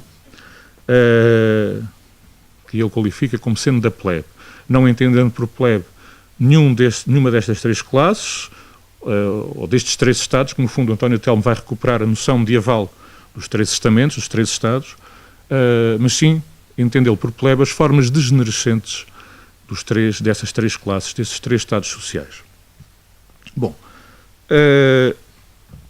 eu já disse aqui agora mesmo que o António Telmo faz apelo à divisão, à estratificação social do mundo medieval, mas essa estratificação, ou essa divisão, é análoga, corresponde a uma outra divisão que talvez nos interesse mais do ponto de vista da explicação das coisas, que é do sistema de castas hindu, que encontra entre os seus apologistas um autor muito importante no domínio destes estudos, que é o René Guénon, e que explica o sistema de castas pela natureza dos indivíduos e pelas aptidões que correspondem a estas naturezas. E assim, há indivíduos que, pela sua natureza, estão aptos ou têm uma aptidão especial para o sacerdócio, que na Índia se chama Brahmanes. Outros, pela sua natureza, têm aptidões que os tornam aptos a serem guerreiros ou governantes, são kshatriyas. E depois há ainda a casta dos Vaishyas. Penso que a minha pronúncia hindu não é a melhor, mas penso que não andarei longe. Corresponde sensivelmente à burguesia, aos artesãos, e depois os Shudras, como vocês sabem, enfim, que é a classe mais baixa. Dentro desta classificação, e vamos-nos aqui concentrar sobretudo na casta sacerdotal e na casta guerreira, aos Brahmanes estava confiado, pela natureza das coisas, ou pela natureza das pessoas, a conservação e a transmissão da doutrina tradicional, portanto, da sabedoria, e aos Kshatriyas, à casta guerreira, à casta dos nobres, estaria confiado o governo, nas vertentes da administração, da justiça e, naturalmente, da guerra. Aos Brahmanes é conferida a autoridade espiritual, aos Kshatriyas o poder temporal, ou o poder político. Os Brahmanes caracterizam-se pelo conhecimento, os Kshatriyas pela ação. Agora vamos entrar aqui num jogo de dicotomias, ou de atributos, que é muito importante. Ainda dentro desta linha, os Brahmanes têm por atributo a sabedoria, os Kshatriyas têm por atributo a força. No símbolo da esfinge, encontramos representados, este é um exemplo que dá René Guénon, encontramos representados a sabedoria e a força, a sabedoria na cabeça humana, a força no corpo de leão, e depois diz Guénon, entre estes dois atributos, logo, entre estas duas castas, há uma relação, há uma correlação, mas há uma relação de dependência ou de subordinação, é que a esfinge é representada em repouso. Isto para significar a superioridade do conhecimento sobre a ação ou da sabedoria sobre a força. E a estas duas vias correspondem duas formas, eu não direi duas formas iniciáticas, correspondem duas iniciações, que são no fundo só uma iniciação, ou seja, estamos perante duas etapas da mesma iniciação, a iniciação real, num primeiro momento, que é a iniciação comum, quer aos guerreiros, quer aos sacerdotes, e depois a iniciação sacerdotal, que é reservada apenas aos sacerdotes. Na perspectiva de que o superior contém naturalmente o inferior, mas o contrário não é verdadeiro. A iniciação sacerdotal incide sobre os princípios, aquilo a que o René Guénon chama a metafísica pura, portanto é o conhecimento dos princípios. A iniciação real diz já a respeito a um conhecimento que consiste em aplicações contingentes daqueles princípios, aquilo a que o René Guénon chama as ciências tradicionais. Na Antiguidade Grega nós temos uma outra dicotomia, enfim, que coincide com esta, que talvez seja mais familiar para vós, a distingue entre pequenos mistérios e grandes mistérios. Aliás, tem uma correspondência, uma tradução na Cabala entre a chamada Maaseh Bereshit, que é a obra do início, a obra do começo, a obra da criação, para ser mais preciso, e a Maaseh Merkavah. O António Castro Carvalho já aqui falou há pouco da visão do trono, de Ezequiel, e os grandes mistérios ao Maaseh Merkavah na Cabala judaica corresponde precisamente ao comentário do primeiro capítulo do livro de Ezequiel. Poderíamos falar ainda de cosmologia e teologia. Enfim, o René Guénon não utiliza esta terminologia, mas utiliza, por exemplo, um outro autor nosso contemporâneo, ainda vivo, o André Benzenra. Os pequenos mistérios seriam a cosmologia, e já vamos perceber porquê, e os grandes mistérios diriam respeito à teologia. É que os pequenos mistérios visam no homem a restauração do estado primordial, do estado edénico. Portanto, visam uma regeneração psíquica e visam desenvolver o estado humano até ao limite das suas possibilidades, no limite integral das suas possibilidades, ou seja, realizar o Adão edénico, fazer com que o homem regresse ao paraíso terrestre. E essa, para o Dante, é uma função do imperador, não uma função do papado. E aqui estamos ainda num estado que é individual, num estado que é humano, num estado que se confina a este nosso mundo. E a este propósito o René Guénon fala numa realização horizontal, na ordem da Terra. É curioso notar, na tradição hindu, há um conceito, o conceito de guna. Portanto, as gunas são as qualidades que constituem os diversos estados de manifestação do ser. E essas qualidades estão presentes em todos os estados. O que varia é a preponderância ou prevalência dessas qualidades. Há 3 qualidades. Há o princípio ascendente, a tendência ascendente, que é a sattva. Há depois o princípio de impulsão expansiva, que corresponde precisamente a esta ideia de horizontalidade, que é a rajas, e há depois a guna descendente, o princípio descendente, a tendência descendente, que é a tamas. E diz o René Guénon que nos brahmanes o que prevalece é a sattva, o princípio, a tendência ascendente, ao passo que nos kshatris o que prevalece é o princípio da impulsão expansiva. E quando nós pensamos que os descobrimentos são feitos por kshatris, por cavaleiros, porque é a ordem de Cristo que está por trás deles, talvez não seja tão ilegítimo ou tão inapropriado falar em expansão marítima, porque os descobrimentos são realmente um impulso de expansão.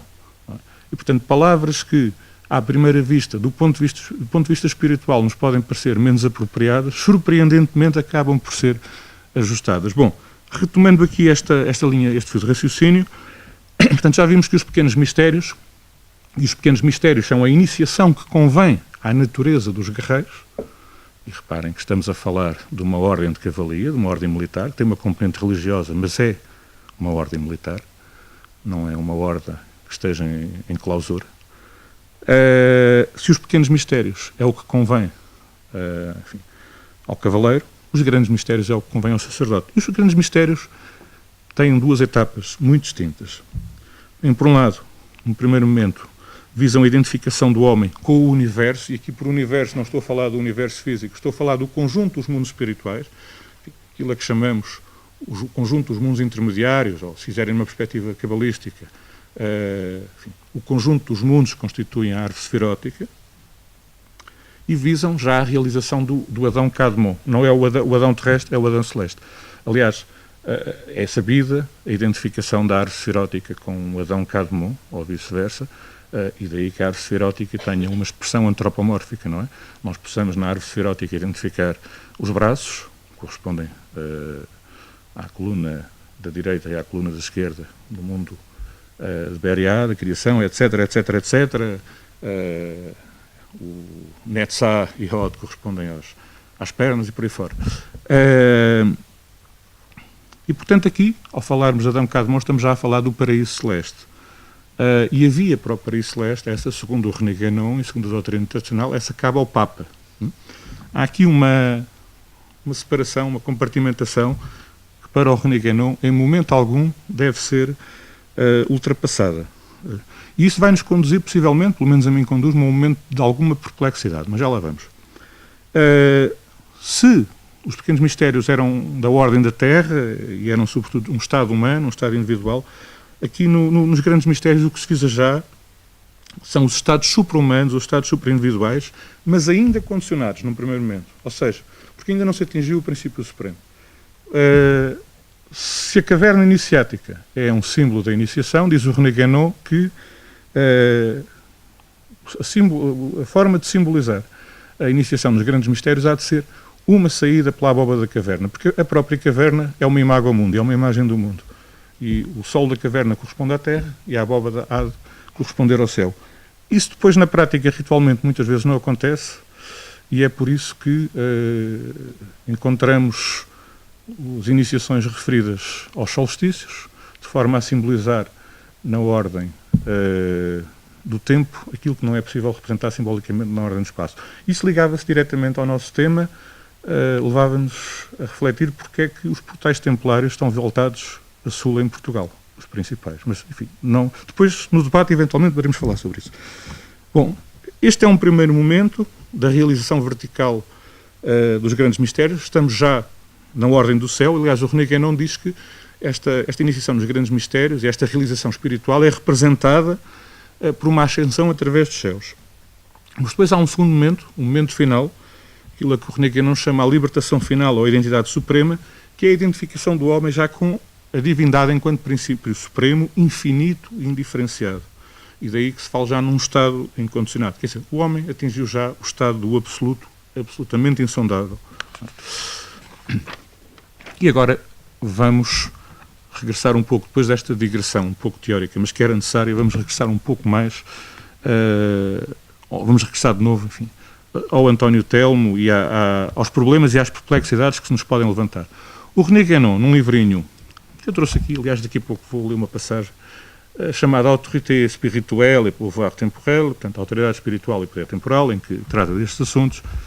Enfim, agora resumo muito resumidamente, desculpem o pleonasmo, refere-nos à revolta dos chátrios, portanto, da casta guerreira, a usurpação por parte dela da autoridade espiritual, e diz que na Europa o ponto de partida desta ruptura se situa no século XIV com a destruição da Ordem do Templo.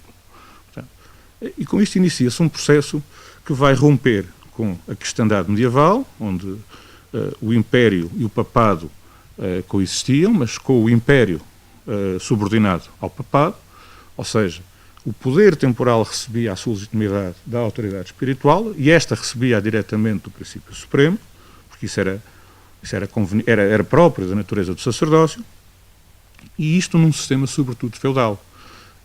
A partir do século XIV, enfim, sobretudo a partir do século XVI, mas para o René Guénon tudo começa a germinar no século XIV, começam a surgir as nacionalidades, que vão pôr em causa este sistema feudal, em que há um imperador, há um papa, enfim, e em que os reis são, enfim, vassalos do imperador.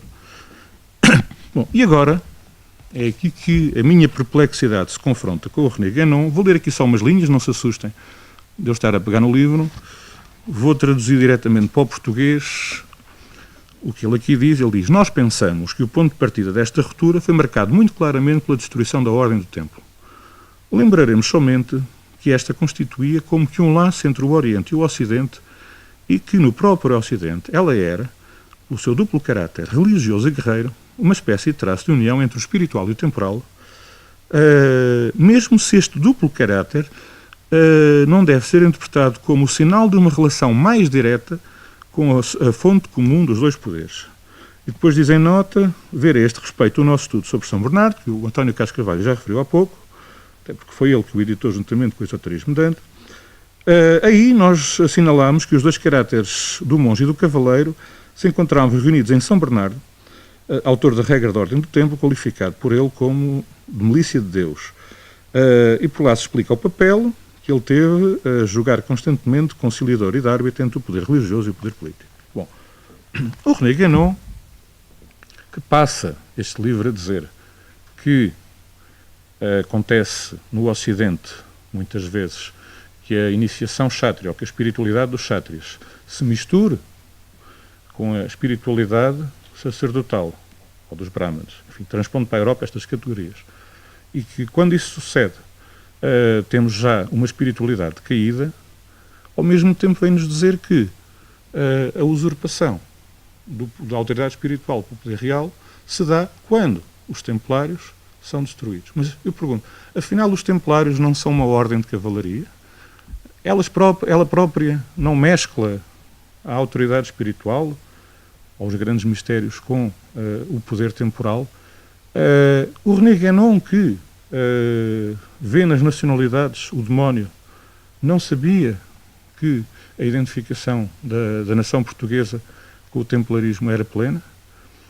O António Telmo, no Horóscopo de Portugal, primeiro na História Secreta de Portugal e mais tarde no Horóscopo de Portugal, bate-se com esta perplexidade, quase com revolta, porque é que este homem, o René Guénon, que era provavelmente o autor que mais sabia de esoterismo, não quer dizer que estivesse certo em tudo aquilo que afirmava, mas que era um homem que sabia tudo, não saberia da especificidade do caso português. E na mudança da História Secreta para o horóscopo, o que o horóscopo traz de novo é um entendimento do António Telmo desta realidade de outra forma. É que haveria que se cumprir um ciclo de séculos para que esta realidade pudesse ser divulgada. E o António Telmo conta de uma forma muito interessante como é que isso lhe aconteceu. Precisamente por estar revoltado com René Guénon e com o silêncio, a conspiração de silêncio, não só de René Guénon, mas também de Júlio Zévola, que aliás eram autores que não tinham nada de suspeita filojudaica, enfim, porque se fossem filojudaicos podiam carregar consigo um ressentimento contra Portugal, naturalmente, por razões evidentes, mas não era o caso nem de Guénon nem de Zévola. Porque é que estes homens calavam? E conta que um dia, dispondo-se a escrever sobre isto e contra isto, sentou-se à máquina de escrever e as frases não lhe saíam. As frases saíam descoordenadas, as palavras não correspondiam ao que ele queria dizer, e resolveu ir para o café, esperar pelos amigos, e enquanto esperava, ler um livro. E levou precisamente um livro de René Guénon, as reflexões sobre o esoterismo cristão, e ao abrir o livro, numa das páginas, enquanto os amigos não chegavam, enfim, num golpe de bibliomancia, encontrou a resposta, precisamente, que o tempo... Guénon explica que, de acordo com o Naros Caldaico, o tempo das profecias tinha que se cumprir, de acordo com as leis cíclicas, não é? E, de alguma forma, reconciliou o António Telmo com o René Guénon e com os outros autores estrangeiros neste ponto. Mas a verdade é que a minha perplexidade se mantém, porque o René Guénon não admite esta mescla entre o poder temporal e a autoridade espiritual. Essa mescla é efetiva na Ordem do Templo e na Ordem de Cristo, que são ordens de cavalaria, não são outra coisa. E o Guénon diz precisamente que o princípio da usurpação da autoridade espiritual, ou seja, do papado, da casta sacerdotal, começa precisamente com a destruição da Ordem do Templo. Isto é estranho, parece incongruente e se calhar é incongruente, a menos que o Guénon tenha que estar a esconder aquilo que ainda não lhe era lícito revelar. Bom, mas adiante. O que verificamos é que na História Secreta de Portugal há uma inversão da perspectiva do René Guénon. A usurpação que nós encontramos na História Secreta de Portugal é ao contrário. Ao ciclo dos reis, em que há uma nação, há um Estado, em que por detrás encontramos a Ordem do Templo, ou a espiritualidade templar, de forma mais lata, e que visa realizar o Quinto Império, a redenção do mal em toda a humanidade, feita a partir de um país, passamos para um ciclo em que há um domínio absoluto, podemos dizê-lo, de uma religião, de um dos credos, o catolicismo, período coincide, podemos dizer que praticamente na íntegra com a vigência da Inquisição, porque ela é criada em 1536 por Dom João III. Ela não é criada por Dom João III, mas é fomentada e é patrocinada por Dom João III, aliás, a troco de bom dinheiro em Roma, e só vem a acabar, de facto, que não de direito, com o Marquês de Pombal. e há aqui uma inversão. Há uma inversão em relação ao esquema clássico, há uma inversão de poder. O poder passa para as mãos da Igreja. Depois vem a perdê-lo a favor da maçonaria, aonde se inscreve já o elemento cripto-judaico, como o António Telmo refere na História Secreta de Portugal. Bom, para avançar, e não quero tomar-vos muito tempo, embora tenha aqui algumas coisas para dizer, mas foi-me prometida alguma tolerância com o tempo e eu vou tentar não abusar dela. O António Telmo, em 1989, num artigo intitulado Sampaio Bruno, o Encoberto, que publicou na revista Leonardo, mostra um grande descontentamento para com a História Secreta de Portugal. E diz que ela foi uma agradável mentira. Uma agradável mentira. Na História Secreta de Portugal, em 1977, António Telmo identificara o encoberto nacional com a Gnose Templária. Em 1989 diz estar consciente, ou diz estar convicto, de que esse encoberto é o subconsciente hebraico da nação portuguesa. Bom, há aqui um outro dado. E o António Telmo não o refere em 1989. Nós só o viemos a saber depois da sua partida. É que em 1973, ele e o seu mestre Álvaro Ribeiro tinham delineado à mesa de uma esplanada em Sesimbra uma história de Portugal e Israel, ou aquilo que vir a concretizar se intitularia uma história de Portugal e Israel. Neste artigo, Sampaio Bruno, o Encoberto, como eu disse, é de 89, é o ano da filosofia cabala, e já lá vamos, o António Telmo distingue por um lado, e distingue em termos de oposição, a gnose e a cabala, entendendo pela gnose quer o gnosticismo, quer o neoplatonismo, porque em ambos encontrava uma tendência igual para a desumanização. E o que é para o António Telmo a desumanização? É algo que ele entende em relação ao homem, à mulher e ao filho de ambos. Ou seja, é algo que ele entende em relação à vida, à procriação, à multiplicação, ao fundo àquela noção do crescer e multiplicai-vos, ou sede fecundos e multiplicai-vos. Isto que é um dado aparentemente desgarrado, será importante como vão ver a seguir. Neste artigo, o António Telmo adere e identifica com a cabala a concepção do Sampaio Bruno na ideia de Deus, que é a sua obra mais conhecida e mais importante, segundo a qual as emanações divinas, à medida que se vão aproximando deste mundo, não enfraquecem, mas pelo contrário se intensificam.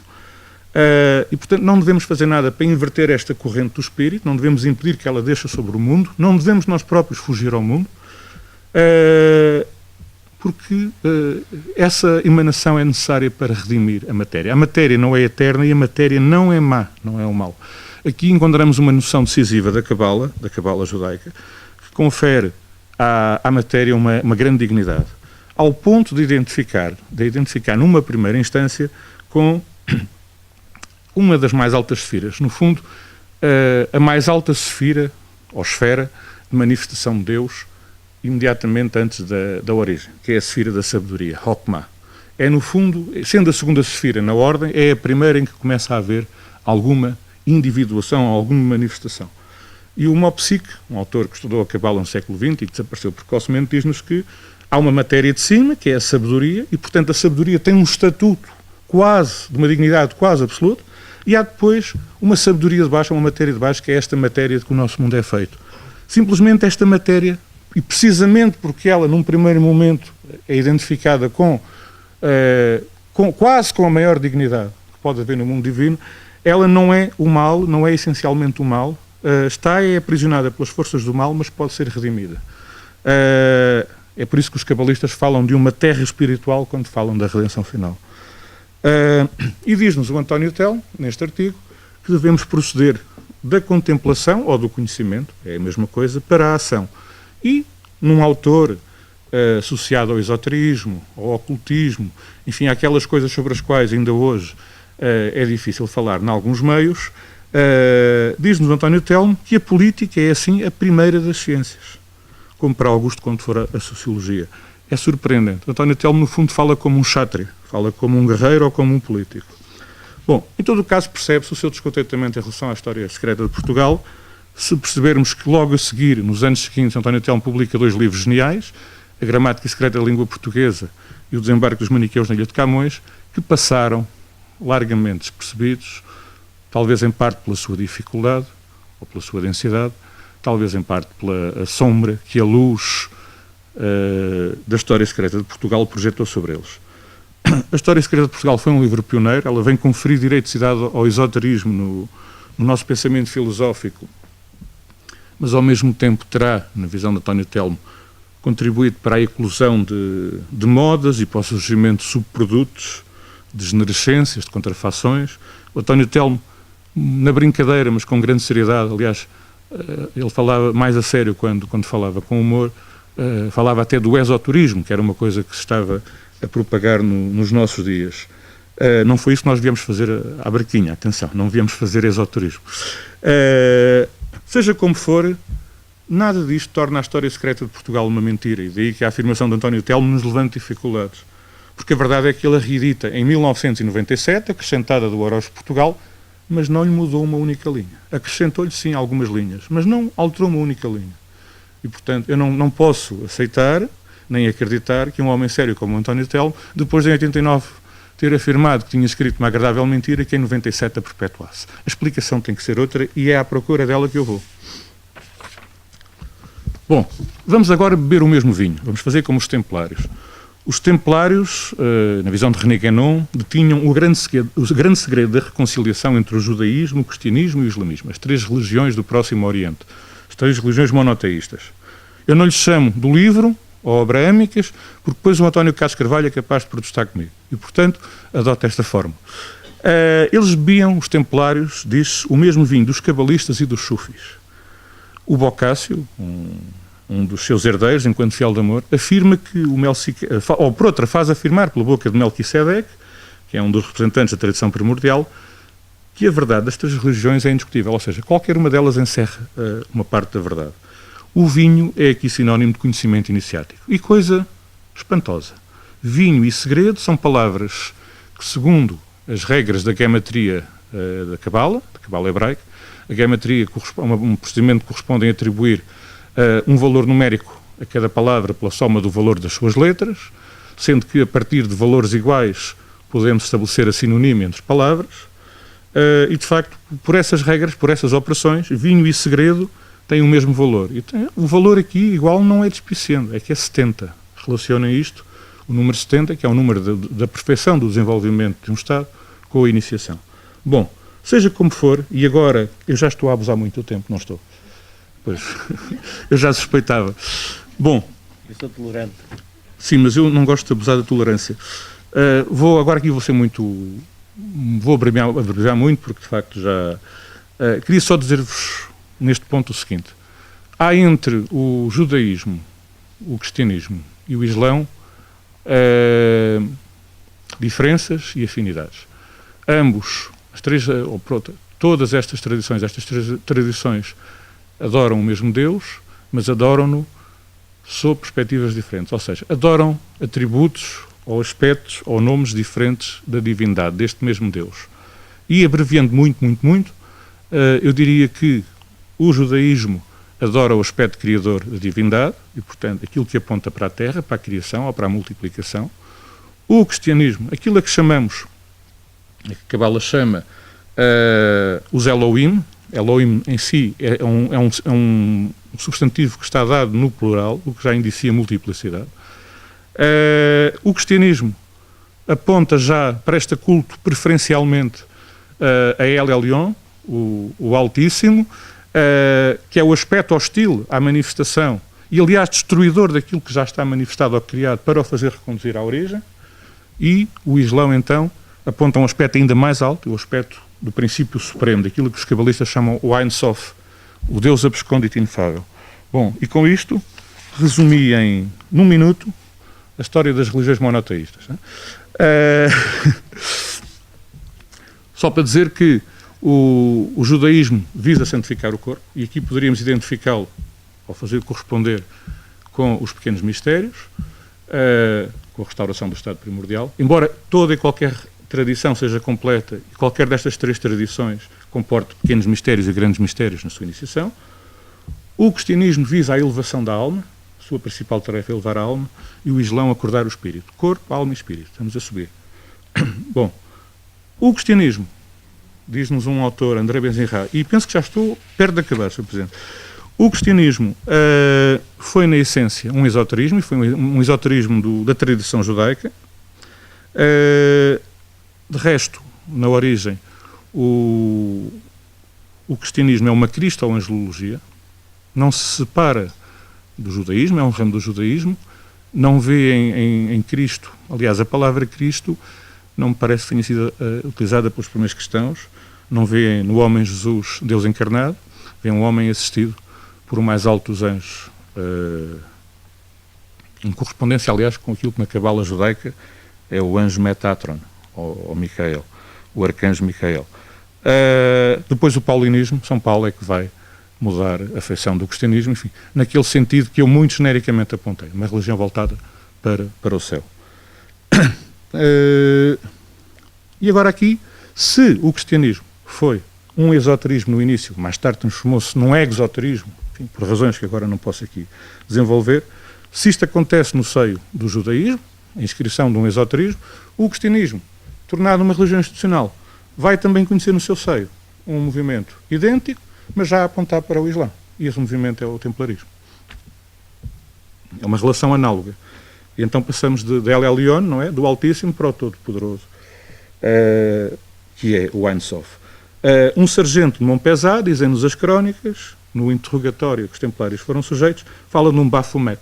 E Baphomet pode muito bem ser, e é natural que seja, a palavra Mahomet, em Languedoc, em língua doc, é uma deformação provençal do nome do profeta. Portanto, e quer esta imagem bafomética, que o mais natural, o mais provável é que fosse uma invenção, quer o facto dos templários, segundo se julga, renegarem Cristo, mas não Deus, ao de cuspirem no crucifixo e uma idolatria, tudo isto são indícios de que, e esta é que é a noção fundamental, por esta conversão, entre aspas, ao Islão, os templários teriam reforçado e exaltado o seu cristianismo, ou seja, teriam exacerbado a tendência de ascensão para os céus, que já era a do cristianismo, que corresponderia a uma primeira fase dos grandes mistérios e que, com a influência islâmica, apontaria já ao princípio supremo. Bom, vou aqui dar um grande salto, para o meu desgosto, só dizer-vos que em 1989, no mesmo ano em que escreve este artigo, o António Telmo publica Filosofia e Cabala, que é um livro absolutamente decisivo e central, em que ele próprio tinha dentro de si este conflito entre o judaísmo e o cristianismo. O António Telmo é confessadamente um marrano, é um homem que provém de gente de nação e que sente as duas religiões como verdadeiras, mas percebe que elas são antagónicas, e neste livro Filosofia e Cabala ele vai realizar uma síntese, que é aquilo que ele considera ser o aspecto superior do marranismo em Portugal, e vai fazê-lo de várias formas. Vai criar a figura do Tomé Natanael, que a Risoleta já aqui referiu, e que é precisamente a conciliação em síntese do cabalista judeu, do cabalista hebraico, o Natan, e do cristão gnóstico, o Tomé, está a referir-se a São Tomé, evidentemente. Vai identificar a filosofia portuguesa com a tradição peninsular que encontrou no martinismo, enfim, na doutrina de Pascoal Martins, uma expressão oportuna no século XVIII na Europa Central. Vai substituir aquela psicologia em 3 partes, a história secreta, que eu vos referi, por 2, em que a charneira é o aparecimento na história do Cristão Novo, e é ao Cristão Novo que o António Telmo atribui o poder de realizar a síntese e de apressar a redenção universal. É curioso que para um judeu, e aqui o António Telmo mostra ser judeu, a história ainda não começou, a história só vai começar porque a história é uma coisa sagrada, embora se realize na Terra, só vai começar quando o Messias surgir, e o Messias ainda não surgiu para um judeu, mas por outro lado, como cristão que ele é, a redenção vai se dar no mundo intermediário, vai estar no mundo da alma. E vai escrever, ou publicar, não vai escrever, vai publicar, um texto, Louvor da Matéria, que já tinha publicado em 1977, precisamente no ano e na época em que surge a História Secreta de Portugal, que eu não vou agora aqui ter tempo para desenvolver aquilo que queria, mas é um texto em que ele se demarca claramente de concepções gnósticas que veem na matéria algo de maligno ou algo de ilusório. Antes, pelo contrário. E chega a perguntar, no último dos aforismos, porque é um texto de aforismos, meu Deus, que farei de mim quando me encontrar sem este corpo em que me estabeleci e firme e que guarda a minha alma? Se para um gnóstico o corpo é um cárcere, para o António Telmo aqui parece ser um templo. E ele não sabe o que há de fazer quando se vir privado desse templo. Bom, vou entrar na última página, Sr. Presidente. Espero mais um bocadinho de tolerância da sua parte. Só para vos dizer que em 1900 não, já entramos no século XXI. Em 2006 e depois em 2009, o livro é reeditado na Zéfiro, o António Telmo publica Congeminações do Neopitagórico, onde nos dá uma nova visão, quer do Velho do Restelo, quer do Adamastor, isto nos Lusíadas de Camões. O Velho do Restelo não é apenas, ou não é sobretudo, o censor e o censurador do irismo e da inovação, que são significados, enfim, por aqueles heróis mitológicos, o Ícaro, o Fétano e o Prometeu, enfim, que o velho compara com os nautas dos Lusíadas, é para o António Telmo Velho do Restelo uma representação cifrada do judaísmo. É o representante da religião do Velho Testamento, que será aquela justa lei que o Velho do Restelo diz que segue e tem. E diz o António Telmo, numa perspectiva de oposição ao que no cristianismo, de acordo com as palavras do seu divino fundador, é o religioso heroísmo que força com violência às portas do céu. Portanto, aquela tendência ascendente de fuga ao mundo do cristianismo, que é antagonizada pelo judaísmo. O Adamastor, isto é muito importante, o Adamastor é visto como um titã que foi transformado em pedra em consequência de feitos, diz o António Telmo, sublinha, altos e nefandos. Ou seja, aquilo que é alto, aquilo que é elevado ao mesmo tempo, é nefando, é nefasto. É um castigo, não é? Mas o António Telmo vê neste Adamastor o aspecto titânico do próprio Vasco da Gama projetado no mundo intermediário, que esse Adamastor, que esse titã, quer conquistar. Porque o mundo intermediário não é mais do que Tétis, que podemos identificar com Vênus, ou com Afrodite, que Plotino dizia precisamente ser a alma do mundo. Portanto, há aqui um jogo de correspondência simbólica que o António Telmo faz e que esclarece. Ainda nas Cosminações, o António Telmo faz lembrar que a tradição atlântica, a tradição megalítica, a tradição céltica se caracterizavam pelos sacrifícios humanos.